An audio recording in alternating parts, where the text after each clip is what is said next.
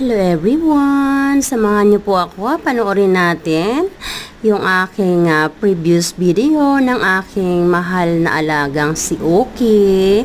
Alam niyo po ba, si Oki po ay nawala na. He passed away last 5 days. Yes, siya po ay na-heat stroke. Yan. At alam niyo po ba, dahil syempre, dahil lungkot na lungkot ako pag naalala ko siya. So, kinip ko ang video na to. And yes, hindi ko na po sana ipopost ito dito. Pero, baka kasi ma-erase ko sa aking gallery. So, at least pag pinost ko dito, every time na mamimiss ko siya, so panoorin ko lang siya. So, andito siya, no? So, kaya mawalang galang na, i-post ko lang siya dito, ha? Kahit wala na siya sa akin. Ayan, so sana nag-enjoy din kayong panoorin siya. Ang cute,